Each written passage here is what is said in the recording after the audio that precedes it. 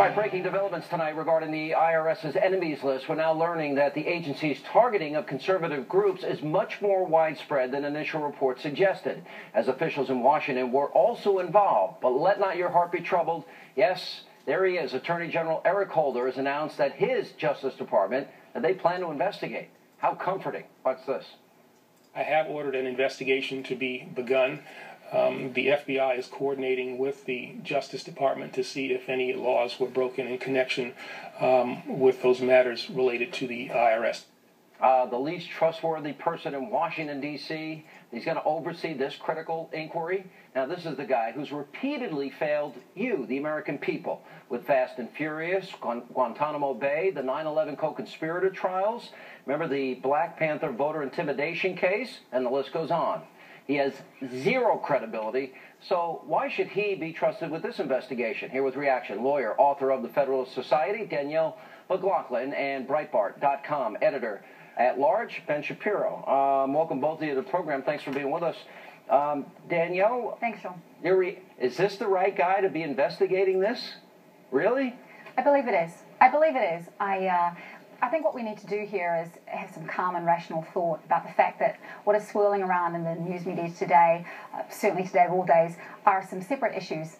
We have the AP subpoena investigation, we have the IRS investigation, and obviously Benghazi, which we've been talking about for many months now. I do believe that it's appropriate the Department of Justice investigates. This appears to have been contained within the IRS. Yeah, well, I look at this, Ben, a little bit differently. I look at nothing but political. He's a political appointee. He's done everything to protect Obama heretofore. And if you look at the specific cases that I mentioned, he has not shown an ability to be objective and discerning in getting to the bottom of anything involving anybody in the administration. I think we need outside counsel to come in and give an objective, discerning eye to this. Your thoughts? This administration cannot be trusted to investigate itself. Whether it's on Benghazi, where the Accountability Review Board did a tremendously poor job in exposing everything that went on, or whether it is this current AP scandal in which we're still trying to find out who within the Department of Justice authorized this, the common thread really seems to be for this administration that the only agency for which the administration is ultimately responsible is SEAL Team 6. Everybody else, they don't know what's going on or when it's going on or why it's going on. And so now we're going to trust these apparently bumbling people to investigate themselves? Danielle, why would you trust them to investigate themselves? Why would you do that? Well, I guess I'd like to go back to this notion of the Associated Press. I don't want to go back to the notion. I want to ask you, why do you trust them to investigate themselves? Why?